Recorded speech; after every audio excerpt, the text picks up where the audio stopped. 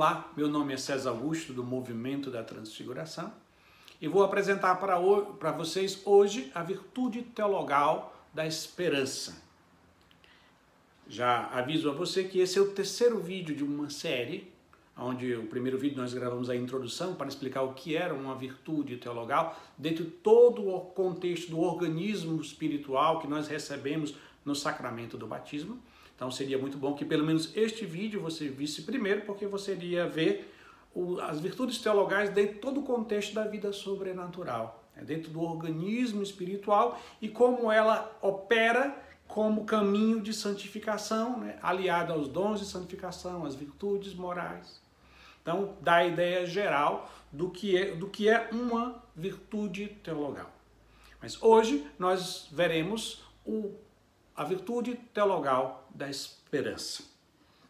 E essa virtude teologal da esperança, nós vamos nos dedicar a compreender como ela operou na alma da Santíssima Virgem Maria.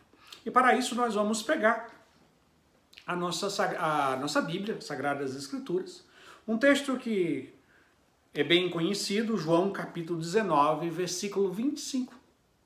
Vou ler só esse versículo, porque o resto desse texto é bastante compreendido, conhecido por nós. Perto da cruz de Jesus, permanecia de pé sua mãe, a irmã de sua mãe, Maria, mulher de Cleófas, e Maria Madalena. Então, perto da cruz de Jesus, permanecia de pé a Virgem Maria. E aí, nós vamos começar a compreender a virtude teologal da esperança nessa postura da Virgem Maria. Todos os padres da igreja sempre se centraram nesse detalhe. Ela estava em pé. Ela não estava gritando, ela não estava se descabelando, não estava se jogando no chão, ela estava em pé. E quem a mantinha de pé era a virtude teologal da esperança. Uma confiança certa, viva, ou como diria Santa Teresinha, uma confiança cega na ação misericordiosa, poderosa de Deus, que ela conhecia. Quando meditamos sobre a virtude teologal da fé na alma de Nossa Senhora, nós vimos no anúncio do anjo que ela compreendia com quem ela estava falando. Quem era Deus? Era o Deus de Israel, o Deus de Abraão, de Isaac, de Jacó. O Deus que ela conhecia todo o conteúdo de como ele tinha agido na história, a qual ela aderia com fé viva, com espírito de piedade. E no momento da anunciação, ela se sentiu, percebeu-se, chamada a fazer parte dessa história, de uma forma única e irrepetível, a qual ela não hesitou em dizer: eis aqui a serva do Senhor, faça-se em mim segundo a vossa vontade. E aí nós vimos que a fé é uma adesão. Ela sabia o Deus a quem ela estava acreditando. Era o Deus de Abraão, de Isaac, de Jacó, era o Deus que tinha tirado o povo do Egito por meio de Moisés, com o Mar Vermelho aberto e o povo atravessando a pé enxuto. Ela aderiu a esse Deus. E ao longo da história, ela vai percebendo que, claro, ela carrega dentro de si o próprio Deus, o Filho de Deus, a qual se torna o seu próprio filho.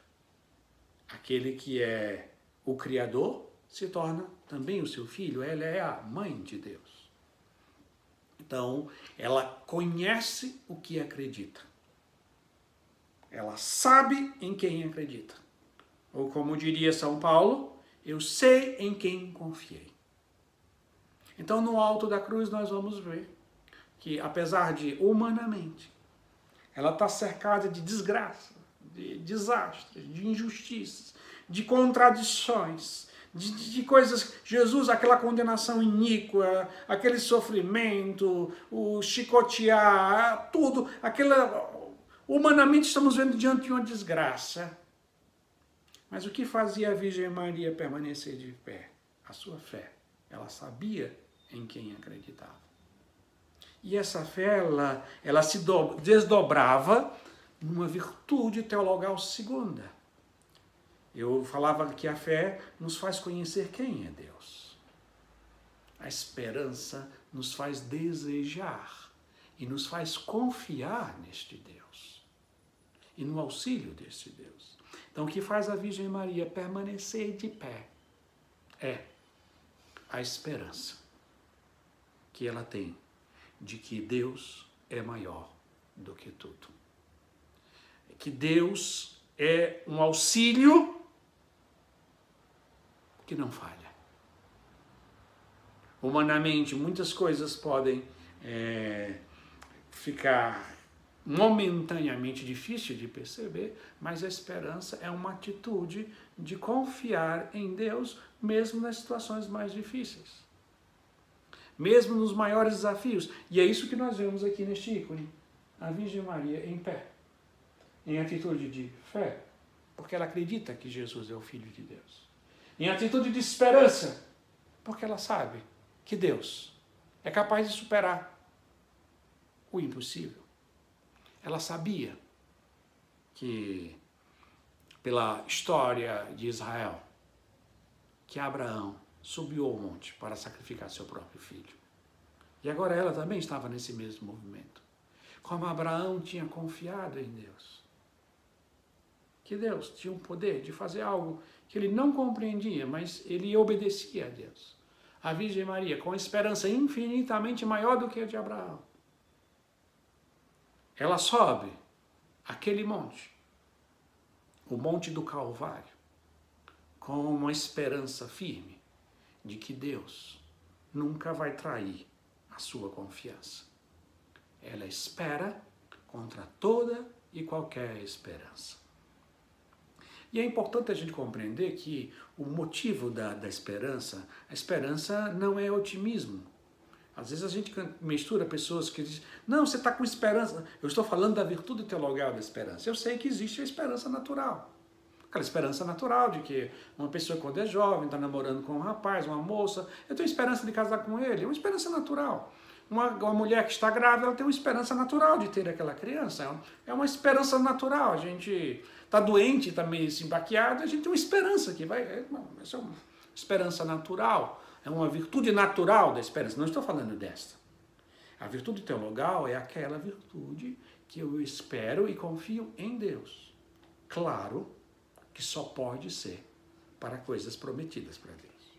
Por exemplo, eu não posso dizer que eu tenho esperança que nesse mês eu vou ter um aumento. Não, mas eu tenho uma forte... É uma esperança teologal de que Deus vai... Não, Deus nunca prometeu a alguém aumento de salário. Deus nunca prometeu a uma pessoa... no sentido, quando eu digo Deus no sentido para toda uma promessa infalível das promessas de Deus, da nossa salvação, de ter enviado o seu Filho para nos levar à vida eterna. Ele nunca prometeu que alguém que vai ficar doente, se todo mundo que tivesse esperança em Deus que ia ficar curado, ninguém morreria na vida, né? A terra tinha lotado de um monte de velhinho aí deitado no chão, sem nunca morrer, porque tinha esperança. Não, não é essa esperança. É esperança naquilo que é prometido de Deus. Por isso que a esperança nem é otimismo, nem é pessimismo. O otimismo é simplesmente uma atitude psicológica perante a vida. Até um certo ponto é bom, porque o otimista demais ele é tolo. É uma pessoa tolinha, né? Sempre está acreditando em sorrisinho, tem aquela síndrome de Poliana, né? Não, a esperança não tem nada a ver com Poliana.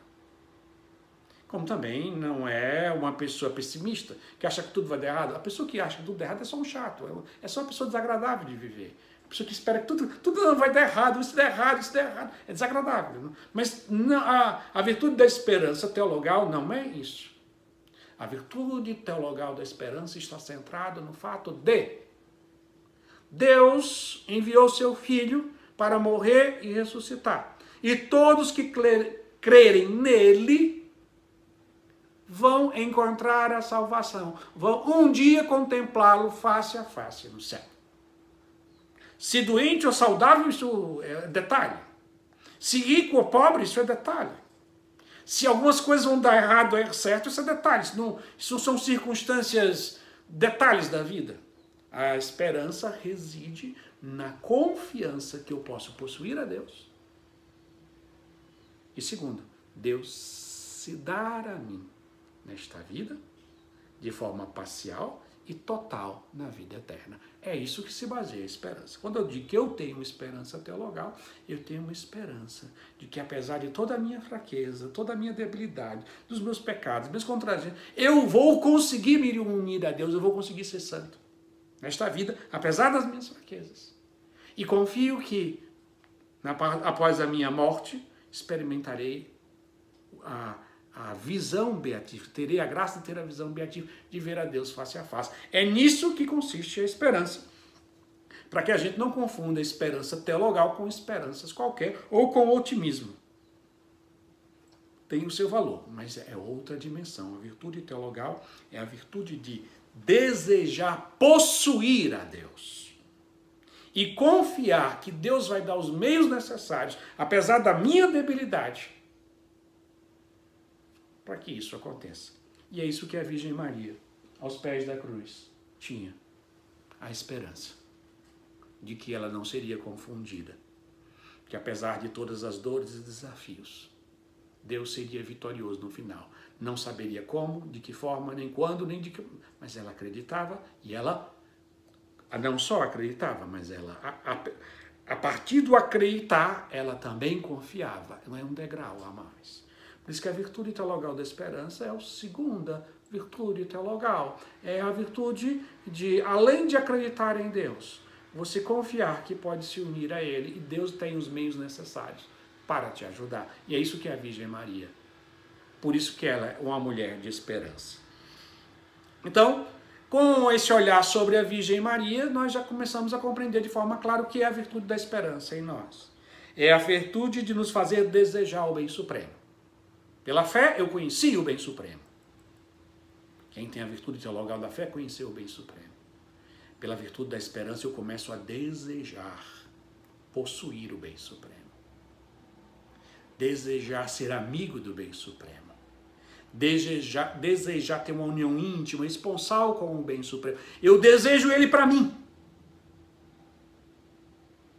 E, claro, essa esperança tem uma segunda característica que é fundamental, que é a esperança que Deus vai me dar os auxílios necessários. A esperança, ela sem isso, ela seria quase como, seria arrogância. Eu imaginar que eu vou me unir a Deus, eu vou ser amigo de Jesus Cristo. Eu desejo isso, mas eu confio que na bondade misericordiosa de Deus, Deus vai me dar os meios necessários, um caminho necessário para que eu possa me unir a Ele. Aqui na terra, de forma ainda limitada e de forma plena, na vida eterna. É nisso que reside a esperança. Então, para que você... Então, a esperança é desejar a Deus e confiar que Deus dá os meios necessários. Então, para isso, é uma confiança na misericórdia divina de Deus. Por isso, os homens e mulheres que têm esperança, eles confiam na misericórdia de Deus. Confiam. Teresinha tem uma frase muito bonita quando ela diz assim: mesmo se na minha consciência pesassem todos os grandes crimes da humanidade,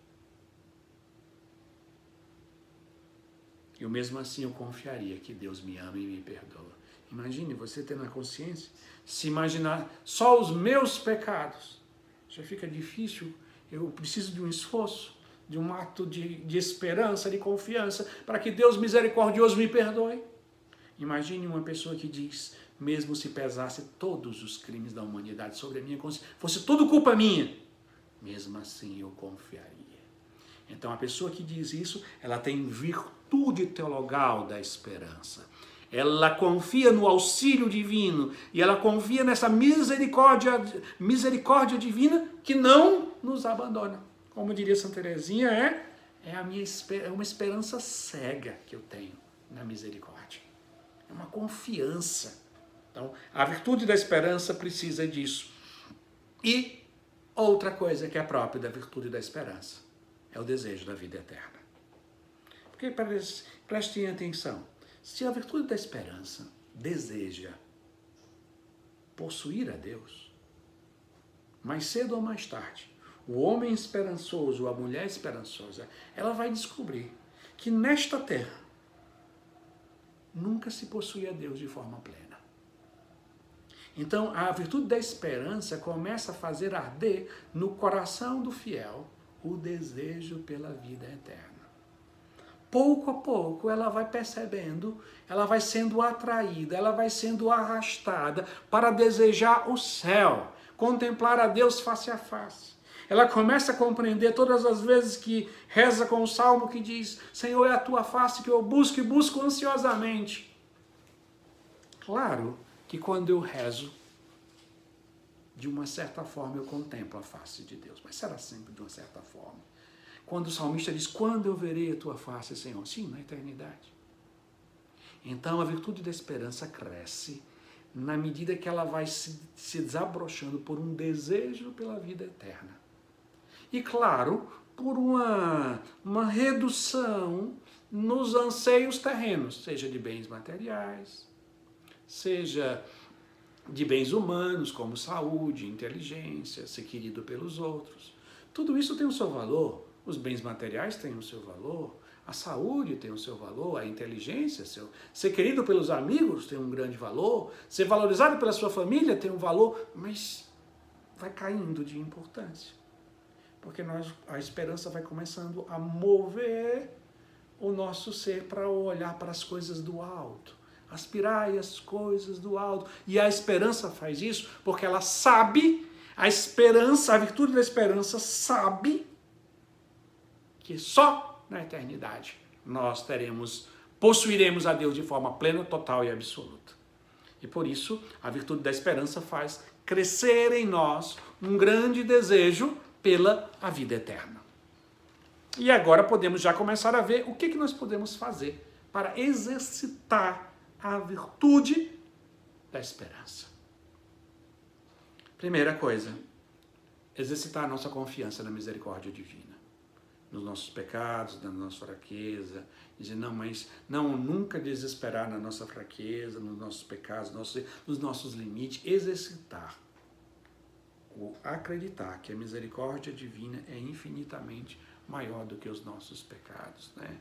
Ler autores espirituais que motivam a gente a acreditar na misericórdia divina, na bondade de Deus, apesar das nossas fraquezas. Então a virtude da esperança cresce na medida em que eu confio na misericórdia divina. Segunda coisa que faz a gente crescer na virtude da esperança é meditar na vida eterna. Começar a meditar na segunda vinda de Jesus, no céu, inferno, purgatório, julgamento final, julgamento individual. Começar a meditar nas coisas eternas. Manter no nosso coração sempre uma chama, um anseio pelo que é eterno. Desapegar-se muito dessa coisa que é muito centrada aqui, aquela pessoa que diz, não, eu preciso ganhar dinheiro, porque quando eu ficar velho, quem vai me pagar? O futuro totalmente centrado no mundo, eu tenho que ter saúde, assim, a coisa, claro, que ter dinheiro para quando ficar velho é importante, ter saúde é importante, ter pessoas que gostam da gente e nos trata bem é uma coisa importante, mas não é essencial. Então, a virtude da esperança vai fazendo com que o essencial seja colocado em primeiro lugar e as coisas importantes em segundo lugar. Então, o desejo de buscar o eterno, né? As coisas que têm valores eternos, perceber que em cada atitude que nós fazemos, de bom e de ruim, tem uma ressonância eterna. Isso nos faz, né, alimentar a virtude da esperança. Mas, claro, quem mais alimenta a virtude da esperança, teologal da esperança, é a virtude da fé. Porque, na verdade, quando o nosso organismo espiritual, por exercício, ele primeiro desenvolve a fé. É como se fosse uma caixa d'água que vai enchendo, quando enche cai em outra caixa d'água, e quando enche vai na caixa d'água. As virtudes teologais são assim, são interligadas. Quando você vai enchendo de fé, a fé joga, quando começa a ficar lá em cima, fica mais cheio, transborda, cai sobre a esperança. Então, a coisa que mais você pode fazer para crescer na virtude da esperança é exercitar a fé. Porque um coração exercitado na fé transborda na esperança. E como nós vamos ver por último, um coração que transborda na esperança termina enchendo-se de caridade. E depois a caridade vai planificar todas as coisas, que ela é a rainha de tudo. Então, essa é o fundamento, né, de como exercitar a virtude teologal da esperança, né? Cultivar a própria fé, a primeira coisa, cultivar a confiança na misericórdia divina e cultivar o nosso amor à vida eterna, contemplar a face de Deus plenamente no céu. Diz São João da Cruz, diferente dos outros autores, a virtude da esperança ela é enxertada na memória. Nós vimos na aula passada que a virtude da fé é enxertada na inteligência, na memória, porque ela vai purificar a memória. Primeiro, pelo passado. Todos nós, quando nós olhamos para o nosso passado, nós vamos ver as nossas fraquezas, as nossas traições, os nossos pecados. A purificação da esperança da memória significa fazer voltar a nossa história lida pela nota da misericórdia divina.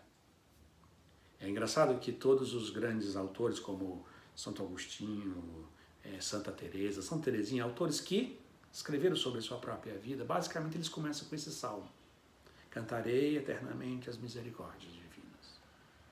Então, a virtude teologal da esperança faz a nossa memória ler a nossa história sobre uma nota chamada misericórdia. Deus foi bondoso comigo. Deus foi bondoso comigo porque me perdoou. Deus foi bondoso comigo quando me permitiu ficar doente. Deus foi bondoso comigo quando também me curou. Deus foi bondoso comigo quando me permitiu ser humilhado. Deus foi bondoso comigo quando me permitiu ser exaltado. Ele foi bondoso comigo. As misericórdias de Deus não se fizeram se faltar na minha existência. A minha história é saber ler o passado sobre a nota da misericórdia. É a primeira coisa que a virtude teologal faz na nossa memória. Por isso, São João da Cruz vai dizer que a virtude teologal da esperança é enxertada na memória. A segunda coisa que ele vai dizer, por que existe esse enxerto na memória, é porque a memória, que é uma faculdade voltada para trás, para o passado, a virtude teologal da esperança faz ela se voltar para o futuro. E é um grande movimento. É uma grande conversão. Qual é o futuro? O futuro é a vida eterna. A memória começa a lembrar todos os dias que eu vou para o céu. Que Deus me espera lá. Que eu sou o filho pródigo voltando para a casa do Pai. E no dia que eu morrer será o dia que Ele vai me abraçar. Então a virtude da memória, ou a virtude teologal da esperança, pega a nossa memória, purifica e encaminha para frente. E ela começa a lembrar da eternidade.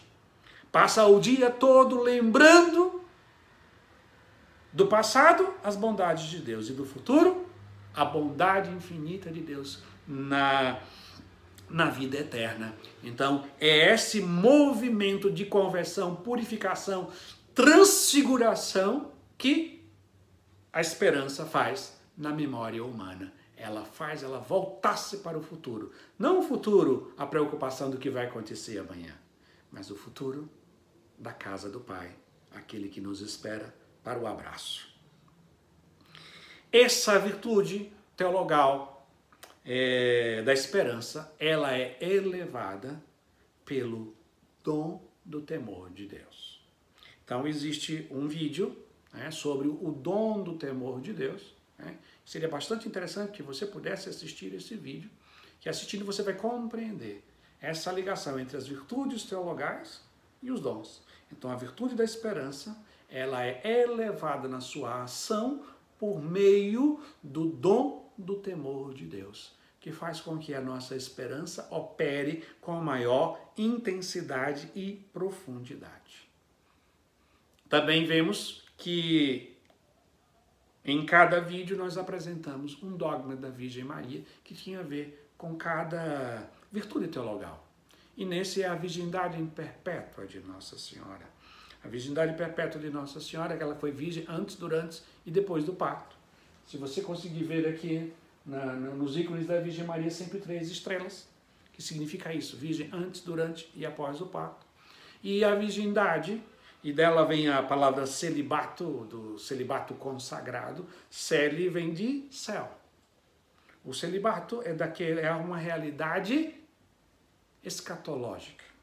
É aqueles que nesta terra sacrificam-se a vida conjugal de uma família para ter uma vida centrada na vida eterna. Então a Virgem Maria, a virgindade perpétua de Nossa Senhora, é aquilo que aponta para a sua vida celestial.